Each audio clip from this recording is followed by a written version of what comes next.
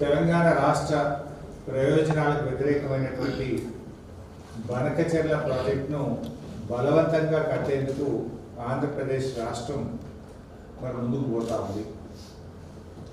బనకచెర్ల ప్రాజెక్టును అడ్డుకోవాల్సిన రాష్ట్ర కేంద్ర ప్రభుత్వాలు, కాంగ్రెస్ బీజేపీ నాయకులు పెదవులు మూసుకోవడం వల్ల ఇవాళ ఆంధ్రప్రదేశ్ చంద్రబాబు నాయుడు గారు ఆడిందే ఆట పాడిందే పాట అన్నట్టుగా తయారైపోతా ఉంది.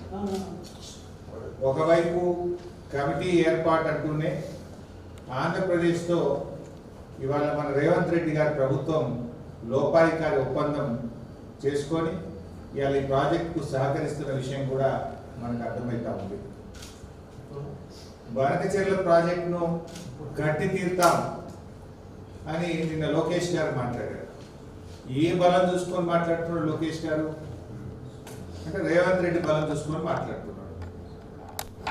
ఢిల్లీలో బీజేపీ మా చేతుల్లో ఉంది, మేము ఏం చెప్తే బీజేపీ ప్రభుత్వం ఆ పని చేస్తుందని, మా చేతిలో ఎంపీలు ఉన్నారు కనుక, కేంద్ర ప్రభుత్వం మా చేతిలో ఉంది కనుక ఖచ్చితంగా మేము ఆడిందే ఆట పాడిందే పాట అని ఒక ధైర్యంతో ఇలా లోకేష్ గారు మాట్లాడుతూ ఉన్నారు. మరి లోకేష్ గారు ప్రాజెక్ట్ కట్టి తీర్థం, అనుమతులు తెచ్చి తీర్థం అని ఆయన మాట్లాడితే రాష్ట్ర కాంగ్రెస్ ప్రభుత్వం ఎందుకు ఈరోజు ఇప్పటివరకు స్పందించలేదు? ఎట్లా కడతావు, మా తెలంగాణ హక్కుల సంగతి ఏంది అని ముఖ్యమంత్రి మాట్లాడాడు, నీళ్ళ మంత్రి మాట్లాడాడు, కాంగ్రెస్ పార్టీ నుంచి కూడా ఎవరు మాట్లాడరు. అట్లా దీన్ని బట్టి ఏమర్థమవుతుంది? మీరు ఆల్రెడీ లోపాయికారి ఒప్పందం చేసుకున్నారు. మీ చీఫ్ సెక్రటరీ ఏమో గోదావరి బనకచెర్ల ఎజెండాలో ఉంటే మేము మీటింగ్కే రాము అని మీ చీఫ్ సెక్రటరీ లెటర్ రాస్తాడు. మీరేమో రాత్రికి రాత్రి ఢిల్లీకి పోయి మొదటి అంశమే గోదావరి బనకచెర్ల ఉంటే కూడా ఆ మీటింగ్లో పాల్గొంటారు, కమిటీ వేయడానికి ఒప్పుకొని వస్తారు. నీ ధైర్యం చూసుకొని నిన్న లోకేష్ గారు మాట్లాడారు, బనకచెర్ల కట్టి తీర్థం, ఎవడు అడ్డొచ్చినా కట్టి తీర్థమని మాట్లాడుతూ ఉన్నారు. మరి నువ్వు ఎందుకు మాట్లాడవు? ఎందుకు ఈ రాష్ట్ర ప్రభుత్వం నోర్లు మూసుకున్నది అని నేను అడుగుతా ఉన్నా. అంటే ఇలా బనకచెర్లపై చంద్రబాబు నాయుడు గారి బుల్డోజింగ్ విధానాలకు కాంగ్రెస్ బీజేపీల మౌనం నుంచే, వీళ్ళ లోపాయికారి ఒప్పందం నుంచే ఇవాళ తెలుగుదేశం ప్రభుత్వం బుల్డోజింగ్ విధానాలు పాల్పడతా ఉంది. మీరు సహకరించడం వల్లనే అంత ధైర్యంగా ఈరోజు వాళ్ళు మాట్లాడుతున్నటువంటి పరిస్థితి ఉంది. రేవంత్ రెడ్డి ఏం మాట్లాడుతుండు ఉల్టా? ఒకవైపు ఏమో లోకేష్ మేము బనకచెర్ల కట్టి తీరుతాం, ఎవడు అడ్డొస్తాడో రండి, ఎవడు అడ్డొచ్చినా మేము అనుమతులు తెస్తాం అని ఒకవైపు లోకేష్ మాట్లాడుతుండు. రేవంత్ రెడ్డి ఏం మాట్లాడుతుండు? అసలు వాళ్ళు బనకచెర్ల కడతామంటే కదా నేను అడ్డు చెప్పేది అంటుండు.